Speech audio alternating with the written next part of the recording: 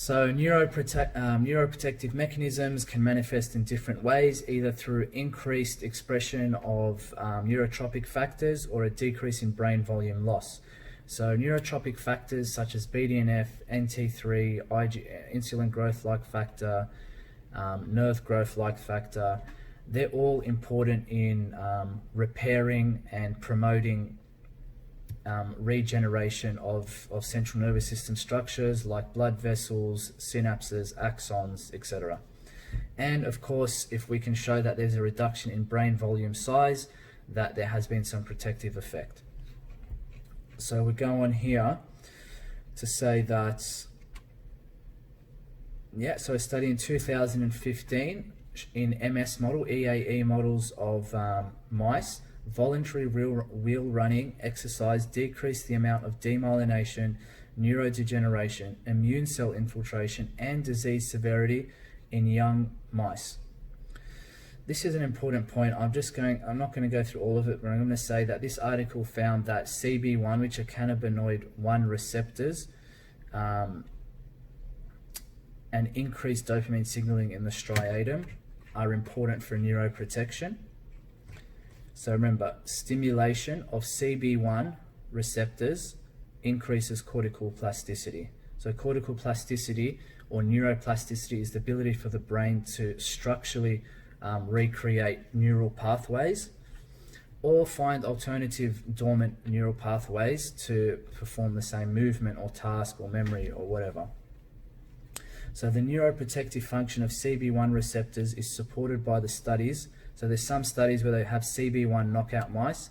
CB1 knockout mice means that the researchers took out the gene expression for CB1 receptors to see what will happen to mice that don't have this receptor.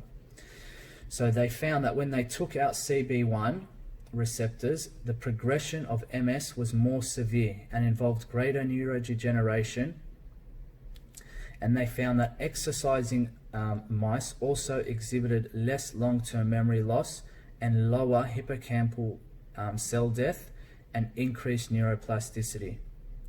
And they conclude to say that exercise in MS model mice reduced the amount of axon degeneration.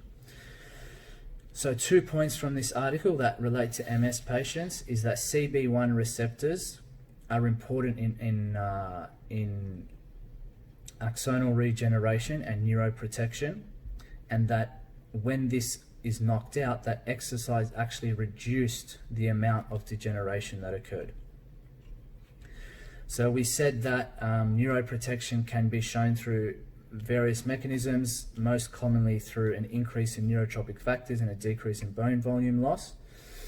So we know that BDNF is pretty much the main player and critical for myelin repair, axonal repair, neurogenesis, synaptogenesis, angiogenesis, so the creation of new blood vessels. And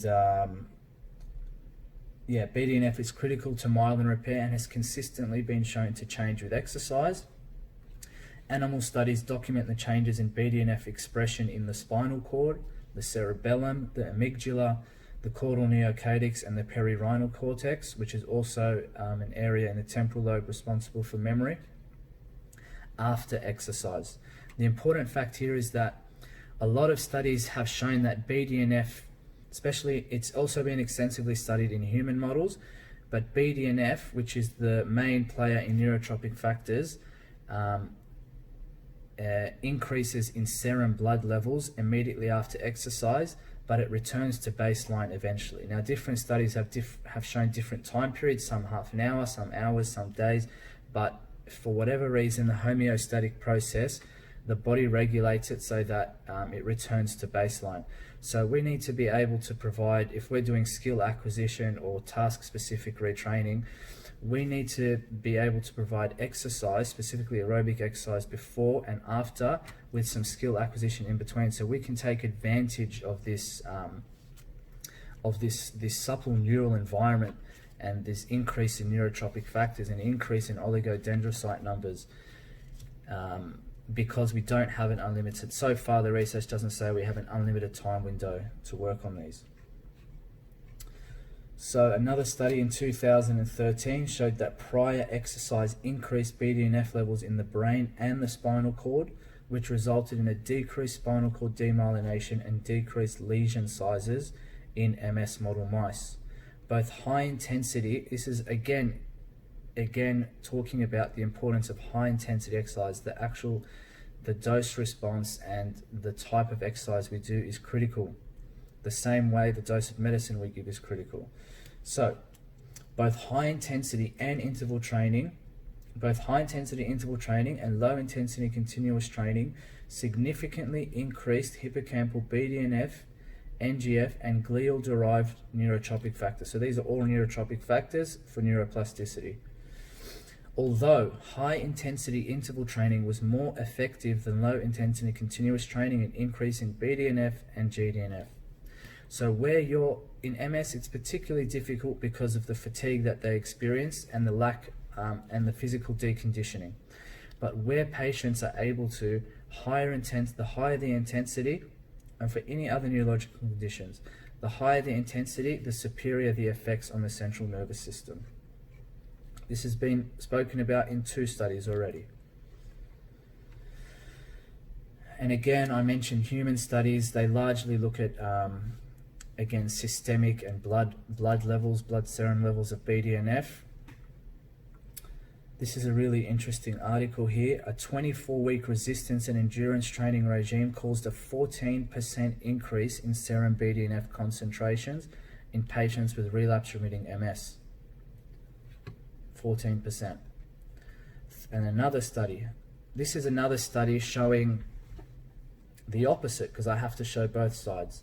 30 minutes of moderate cycling exercise induced significant increases in BDNF and NGF in patients with definite MS, although concentrations returned to baseline 30 minutes after exercise.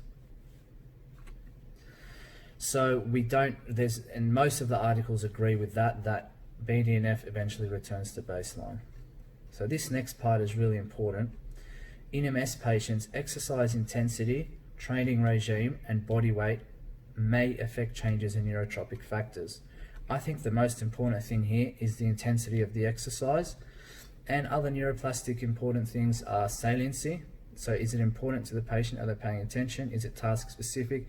Is it complex? In addition with intensity. So 8 weeks of low-level cycling did not induce significant changes in BDNF levels. After 3 weeks of cycling, either on land in water, BDNF serum levels only increased in MS groups that cycled in water. So these are 2 separate studies. The first one showed that low-intensity cycling did not significantly increase BDNF levels.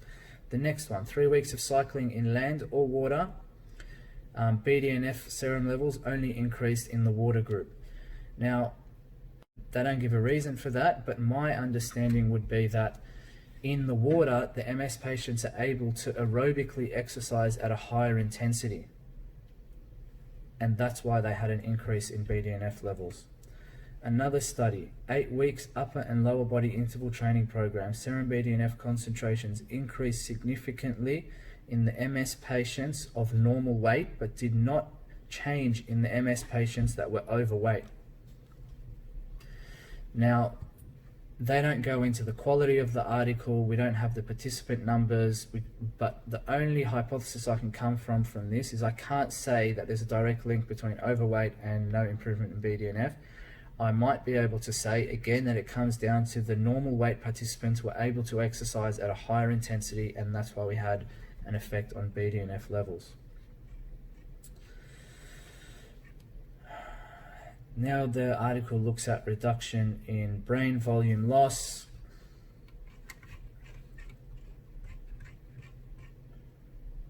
So exercise in a study in 2010 showed that exercise in relapse-remitting patients preserved grey matter volume in the midline cortical structures, the medial frontal gyrus, anterior cingulate cortex, and precuneus. So it's just listing all these regions of the brain that are responsible for cognition and memory, and it showed that exercise in the relapse-remitting MS patients, human models, had preserved grey matter volume.